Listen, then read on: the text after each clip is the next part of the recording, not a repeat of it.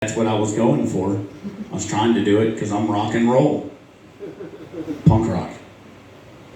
That's that noise.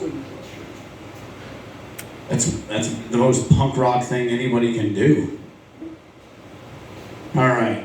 I wrote an entire set for Christmas. Very Christmassy. Everybody ready for Christmas jokes? Remember the day I found out Santa Claus wasn't real? Do you remember the day? No? I was driving. I was in a bus and I was riding.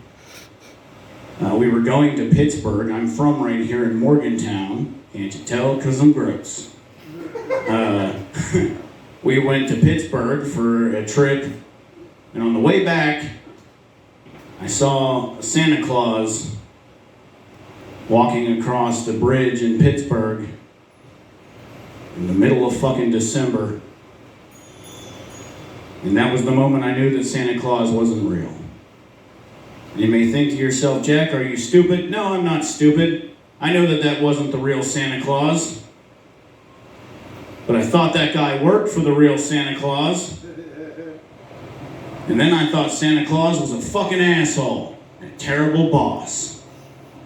You gonna let that fucking guy walk across the bridge in December? Can't buy him a bus pass? Get him a car? Can't even get him a fucking bicycle? You make those at the North Pole. They have them. You can just give him one. And there he is walking across the... Santa Claus is not real. 8 years old. All my hopes were just dashed to shit. Right there in Pittsburgh. It's like everybody else.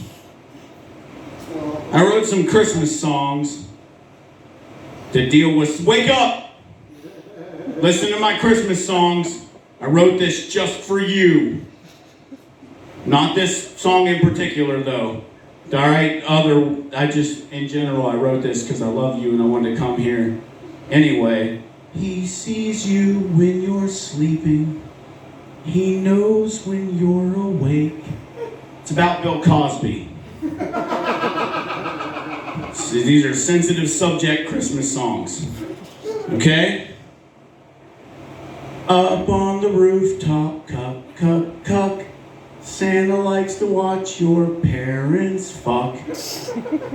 Laugh, it's okay, laugh. You're allowed, that's what we're here for. This is I'm the last guy. Laugh. Silent night, holy night. Why the fuck is this kid white? They would have been very confused. I'm just saying, that's the point of that song. They would have been confused. Alright. This is the Bible, the story of Jesus, from the point of view of the innkeeper trying to explain this shit to his wife. Dude, just be quiet. Seriously. Be quiet. Fuck. Nothing, honey. Nothing. It's nothing. It's just Joseph. It's just old Joe. And a camel. 3 sheep. A donkey. And his 14-year-old child bride. It's nothing. It's nothing, honey. No, I know that sounds weird. Nope. It's God's baby.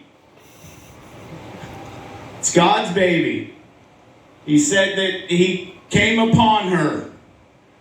I know that's not how it works. She says you can stay in the barn.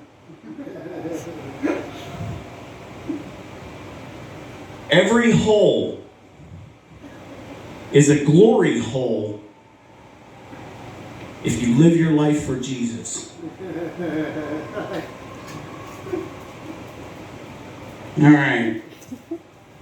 You guys like the Christmas Carol? Everybody watch A Christmas Carol with Scrooge and, right? I root for Tiny Tim every time. I root for him, except for one time. And that's the Muppets Christmas Carol. Because that's a frog full of pig intestines. Let it die. It's the only time I root against Tiny Tim. I wrote that down in this book. Yeah, you can look at me like that. I wrote a joke down for you. Moms that can afford bail should hit their kids harder.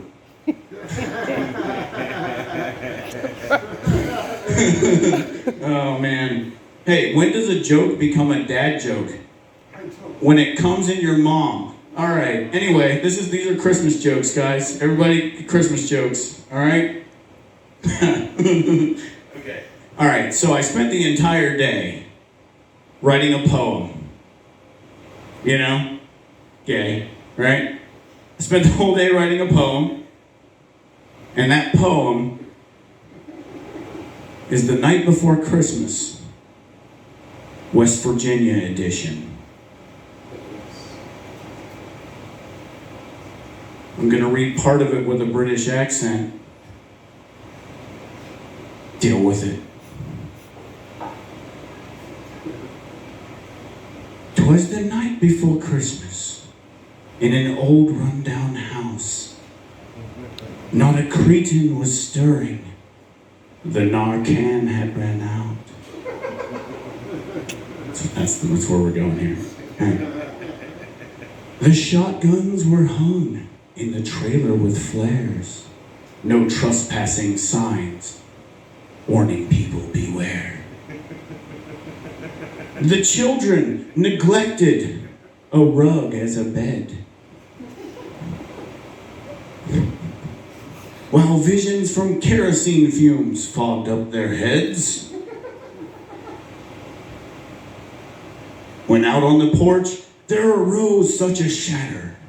I sprang from my rug to see a domestic matter.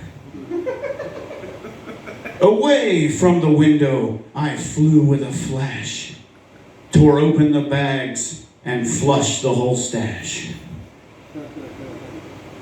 When what to my bloodshot eyes did appear, Mama had pulled a blade and taken an ear. With a flick of her wrist, so lively and quick, he knew in that moment she was aiming for Dick.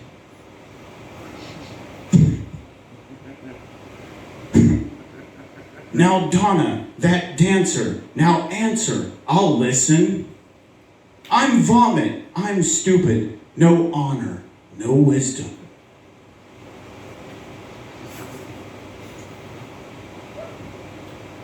From the top of the window to the top of the wall.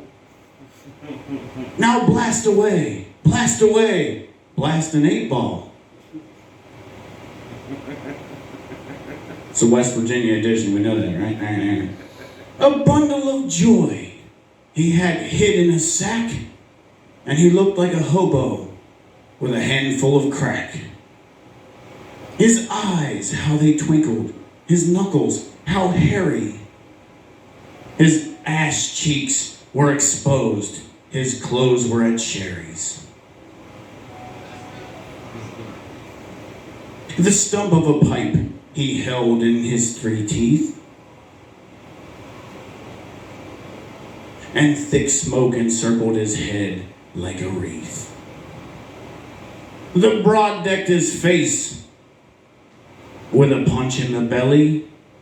He shit, then she laughed. Dear God, it was smelly. I heard him exclaim, here he stole a kid's bike. Mind your damn business, y'all. She started this fight. In any case, I'm going to draw a thing from the thing and, see where we go from here.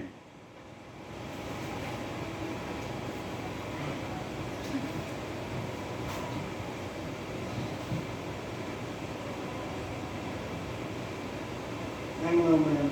What does it say? Go ahead. Oh, Morgantown Sex Shop. Oh, fantastic. All right, we'll finish with this. There's a Morgantown sex shop, and it's called Romeo and Juliet. And I think the person that named the sex shop Romeo and Juliet has never read or seen or rented or viewed or is aware of the story of Romeo and Juliet. Because it was about a couple of children that fucked once and then killed themselves over it. So anyway, have a good night, everybody. Merry Christmas. Happy New Year.